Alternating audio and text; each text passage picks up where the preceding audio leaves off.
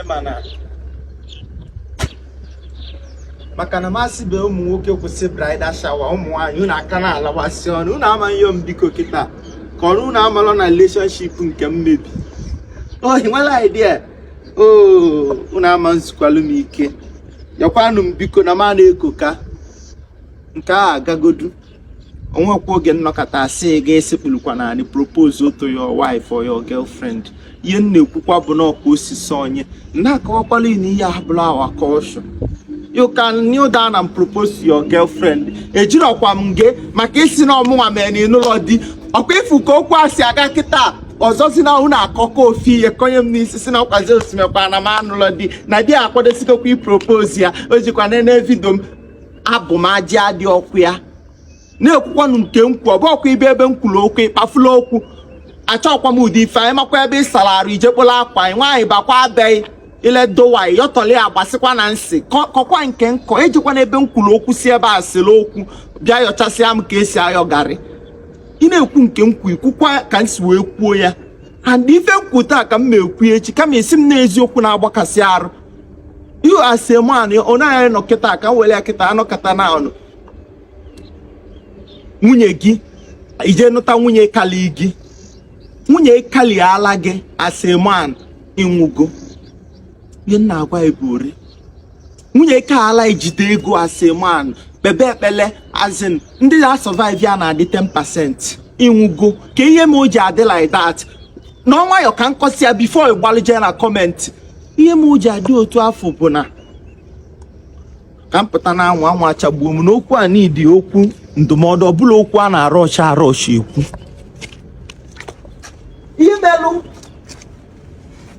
o ji wee dị ntụ afọ bụ na you as a man nwunye gị bido webataba ife na-eli n'ụlọ o jesi abata ịma na-ajụzi ya ka ebe oje onye esili gị nri ọnwụ gị elugo nso ọ ya mekwa nji asị nwaanyị before ị nụọ di nwee ife na-alụ nke bụ ọbụ na onwe ka aka si buo di gị ka ị sọpọtụ bakwu ya na onwekwa onye m echi mana na onwere ife na-alụ onwe ka aka si buo di gị echi adị ekpekwa ekpere ka ụdị ya adị ijelarịba amụ laba amụ landlord na-alakasị aka nka amụ ị na-ekwesịrị ịlata ọra akwụlanye di gị chekatazie ya nwoke ahụ agbabili malụ ma gbuo di gị mana ọ gị bụ di ị na-amụtakwa ife ọ ya melụ nji achọ nwaanyị digo mashọd ndị si 50 agbagote nwaanyị ya ekum ka nwa maka na ike nji abụ njesi apụta mara si where do you go ya mee nji achọ nwaanyị digo mashọd diga advance wọtago n'uru adọrọ n'isi azụ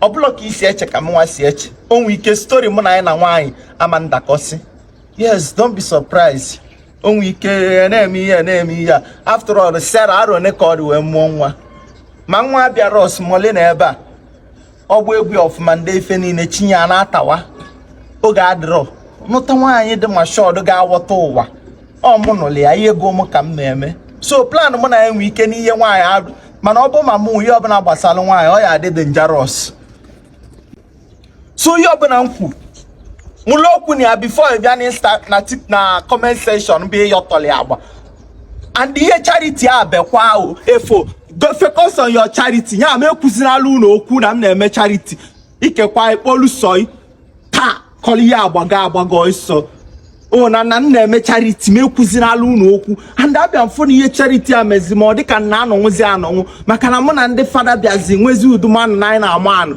ma ndị dịtigo mashọd ndị agadi nwoke mpụtazi onwe ihe nche ikwu nneze ọnụ eze ọ na-egbu mmụọ amamata okwu arụ mana ama m na onwe ihe ndị ọga m na afa na-esocha nkwuo ya na afa asị na ị na-ekwu akwa alụ na ụmụazị na-efolo yi ụmụazị jee see efele mana ihe niile nkwu kịta ịma mmụtala ife na ya mụta okwu na nke ngwa gị nwaanyị before ị nụọ di nwee ife ị na-alụ ọ bụrụ na marriage adịlọ inconveniencing isi na that marriage step out ijezoba onwe maka you have something to offer and not only that inwe ife na-alụ asị nwaanyị nwoke ama nji igwe egwu na marriage etreatie ya ekwo mana ọ bụrụ na onwere ife na-alụ di gị nwụọ you have no option ihe ahụ ị na-epigharị na-amapụgharị lapa na-atọ ebelebele di ga-anwụ mana ama m na ị chọrọ igbu di Man, no, that is the nature of life. Nwoke ya chakati ya koropu. Ya ngwa gibe eziokwu na ọbụna isi chọọ itinye ịma na women you can twist something.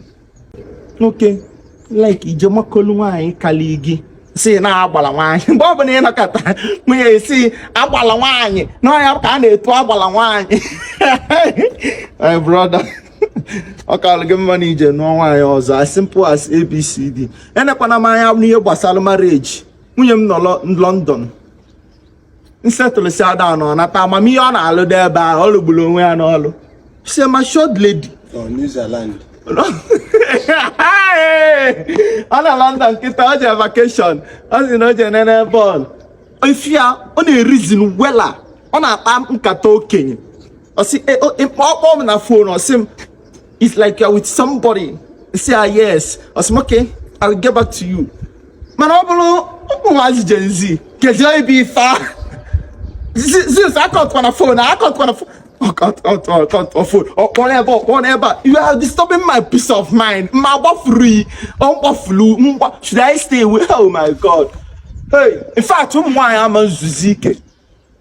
If we're not my relationship is guy, and my big phone talk on many tables. My brother shower, you will wear Mungwala kept it. And no way can make sick on you $10 to failure on work market, ebony mulok. And if nay, funny new kubur, no, what to me for Nakabuposo is open our for fun. Can just say, man, my sacologoto, and my sacologoto. Amalichas your coach Kaiwa. If I the more, what? Una kuna mbana na bia.